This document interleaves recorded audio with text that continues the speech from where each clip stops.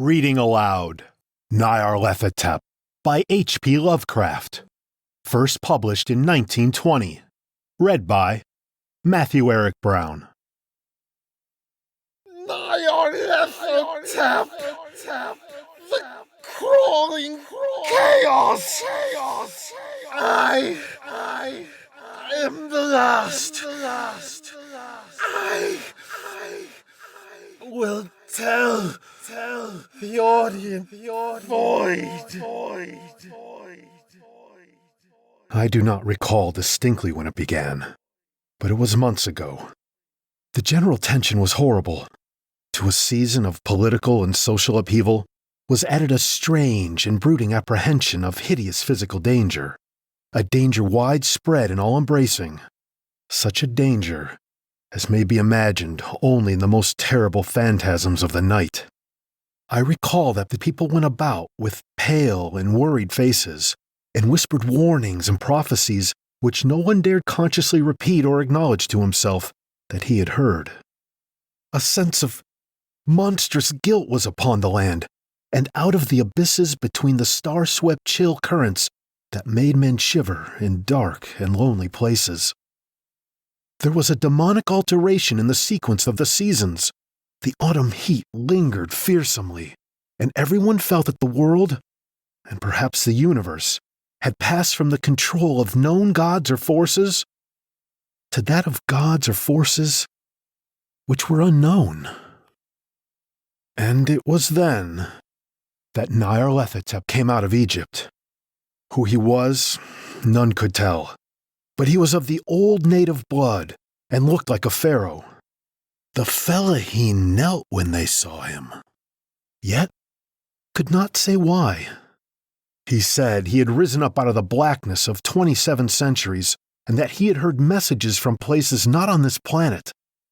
Into the lands of civilization came Nyarlathotep, swarthy, slender, and sinister, always buying strange instruments of glass and metal and combining them into instruments yet stranger.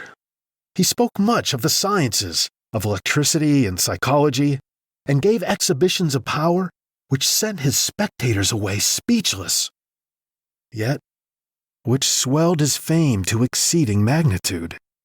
Men advised one another to see Nyarlathotep, and shuddered. And where Nyarlathotep went, rest vanished, for the small hours were rent with the screams of nightmare. Never before had the screams of nightmare been such a public problem.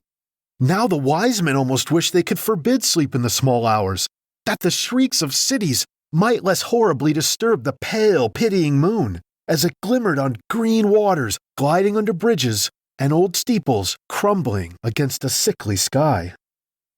I remember when Nyarlathotep came to my city, the great, the old, the terrible city of unnumbered crimes. My friend had told me of him, and of the impending fascination and allurement of his revelations, and I burned with eagerness to explore his utmost mysteries. My friend said they were horrible and impressive beyond my most fevered imaginings, and what was thrown on a screen in a darkened room prophesied things none but Nyarlathotep dared prophesy. And in the sputter of his sparks, there was taken from men that which had never been taken before, yet which showed only in the eyes. And I heard it hinted abroad that those who knew Nyarlathotep looked on sights which others saw not. It was in the hot autumn that I went through the night with the restless crowds to see Nyarlathotep, through the stifling night and up the endless stairs into the choking room. And shadowed on a screen, I saw hooded forms amidst ruins, and yellow evil faces peering from behind fallen monuments. And I saw the world battling against blackness, against the waves of destruction from ultimate space, whirling, churning, struggling around the dimming, cooling sun.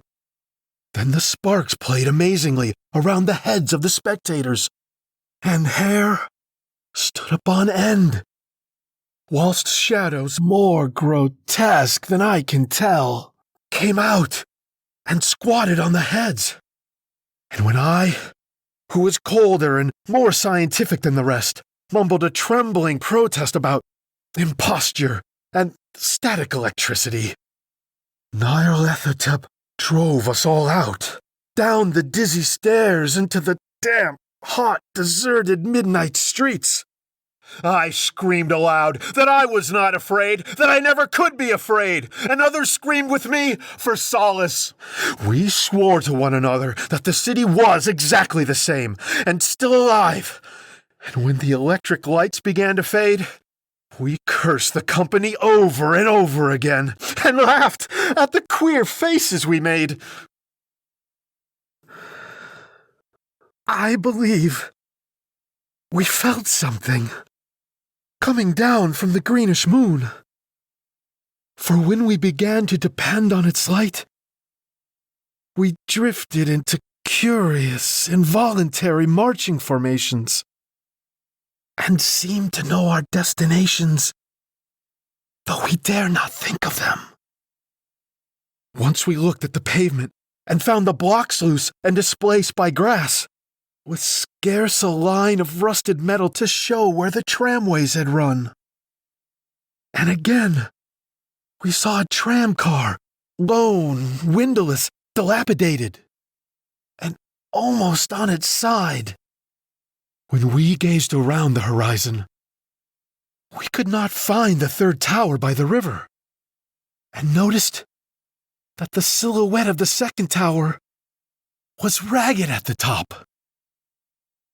Then we split up into narrow columns, each of which seemed drawn in a different direction.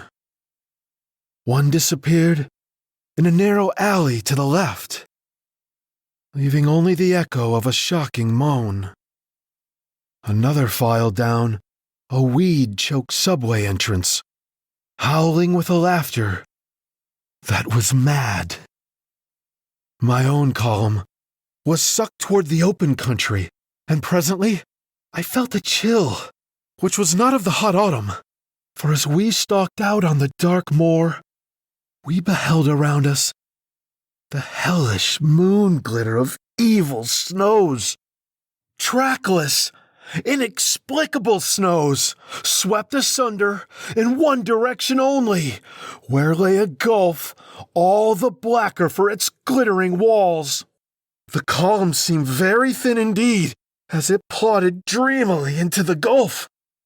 I lingered behind, for the black rift in the green-litten snow was frightful, and I thought I had heard the reverberations of a disquieting wail as my companions vanished.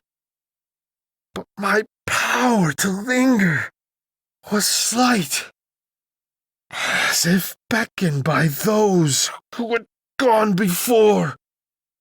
I half floated between the titanic snowdrifts, quivering and afraid, into the sightless vortex of the unimaginable. Screamingly sentient, dumbly delirious. Only the gods that were can tell. A sickened, sensitive shadow writhing in hands that are not hands, and whirled blindly past ghastly midnights of rotting creation. Corpses of dead worlds with sores that were cities. Charnel winds that brush the pallid stars and make them flicker low. Beyond the worlds, vague ghosts of monstrous things, half-seen columns of unsanctified temples that rest on nameless rocks beneath space and reach up to dizzy vacua above the spheres of light and darkness. And through this revolting graveyard of the universe, the muffled, maddening beating of drums and thin, monotonous whine of blasphemous flutes from inconceivable, unlighted chambers beyond time.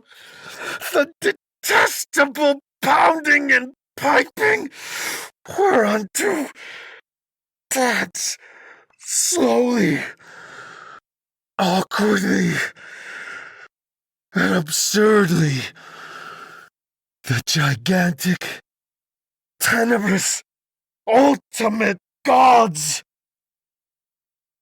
The blind, voiceless, mindless gargoyles whose soul is Nyarlathotep.